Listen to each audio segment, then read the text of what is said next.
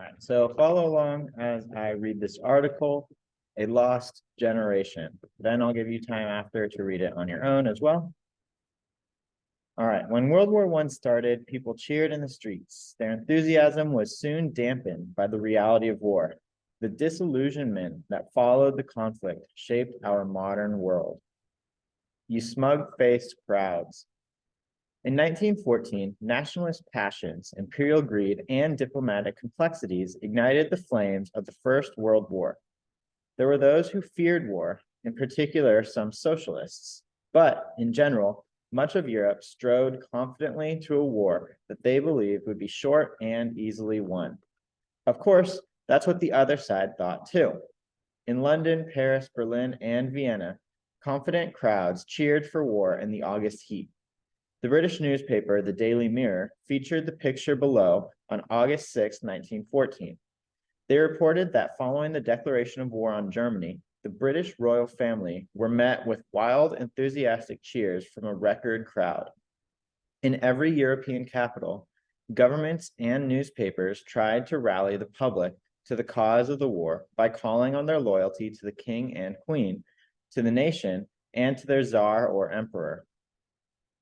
On August 5th, the Birmingham Daily Mail featured a call to arms on its front page. Your king and country need you, the advertisement started.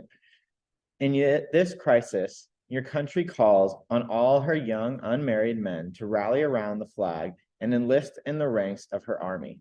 If every patriotic young man answers her call, England and her empire will emerge stronger and more united than ever. There's the picture that they're talking about.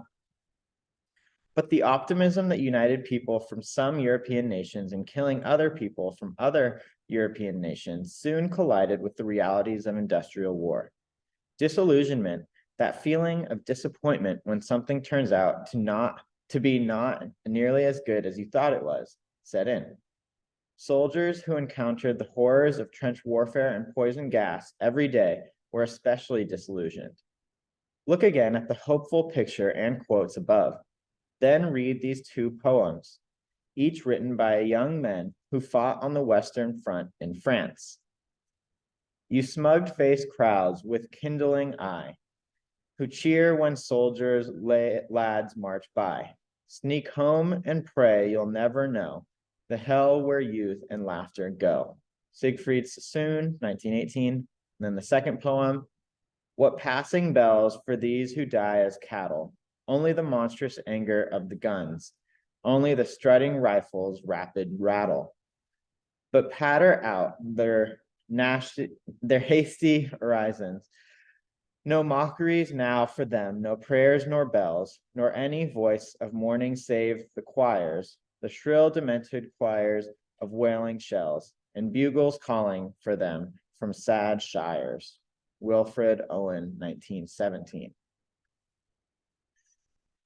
You are a lost generation. The experiences of Sassoon and Owen were far from unique. 40 million people were killed or wounded during this conflict. All over Europe, young men trudged home when the Armistice Declaration of Peace was finally signed. But the optimism of the early days of the war was gone forever. Soldiers weren't the only ones traumatized by World War I. Nearly half of the 40 million casualties were civilians, which is why they called it total war. It was unprecedented in its scale and its destructive power.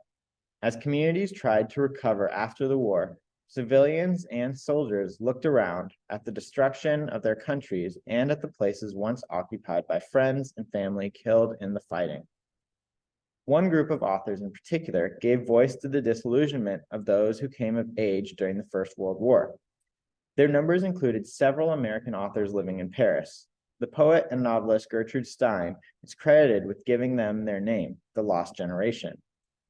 In The Sun Also Rises, Ernest Hemingway quotes Stein as saying, all of you young people who served in the war, you are a lost generation.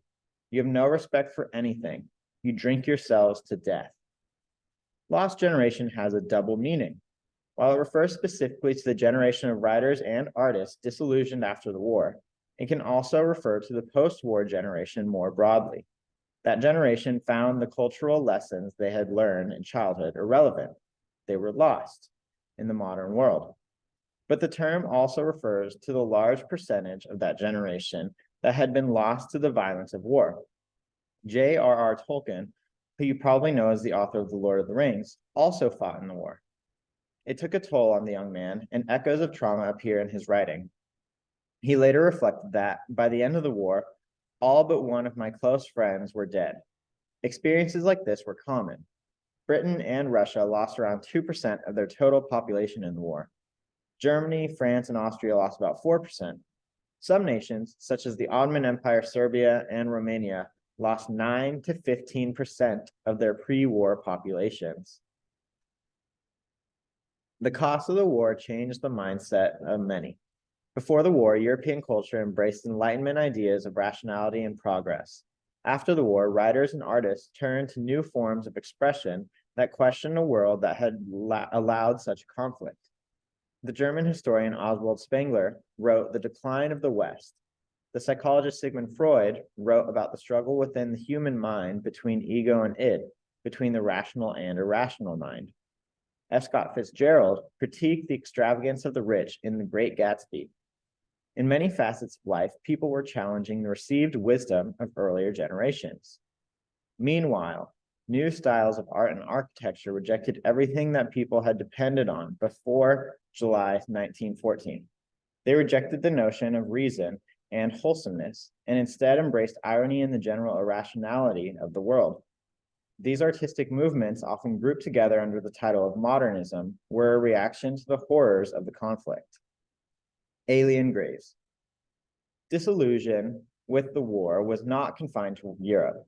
All over the world, British, French, and German colonial subjects fought and died for a war between their colonizers thousands of miles away. Hundreds of thousands of colonial troops served in the war. In 1915, the Indian independence activist and poet Sarojini Naidu reflected on the price India had to pay its colonizer.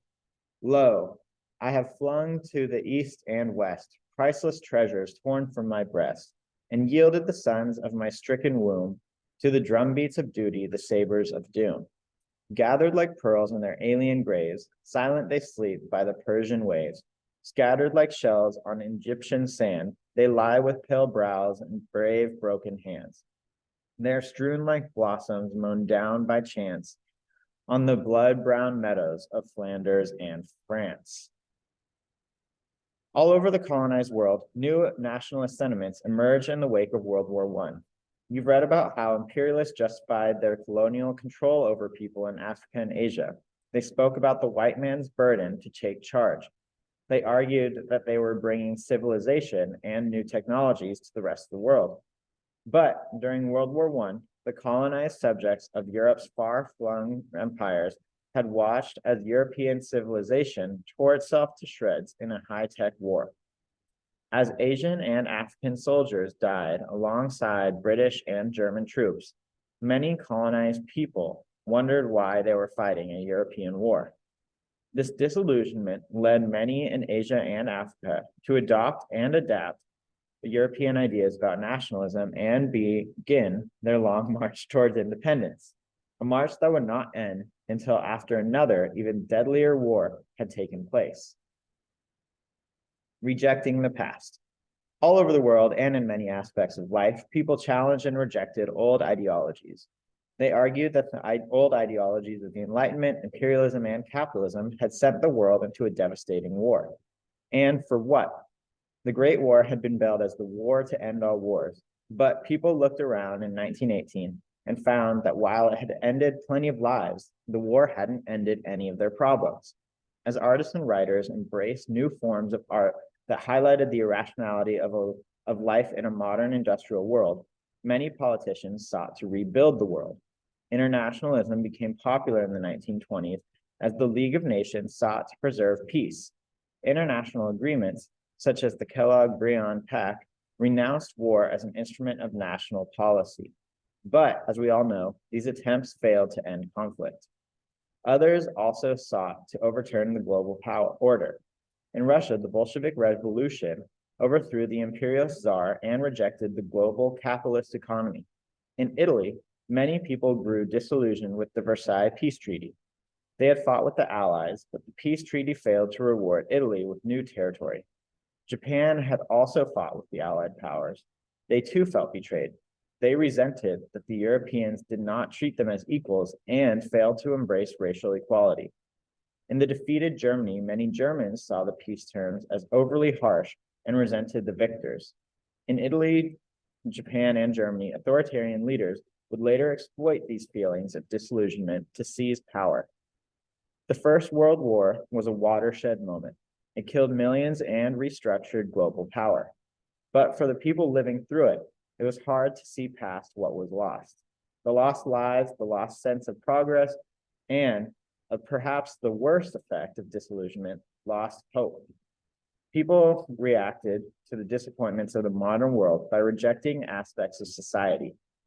Artists rejected old stories and styles to create new ones. Anti-colonial movements rejected foreign control. Revolutionaries rejected the capitalist global economy, and authoritarians began to reject the global order as a way to increase their own power. The disillusionment that came after the war did as much to shape the world as the fighting had. All right, so that is the end of this reading.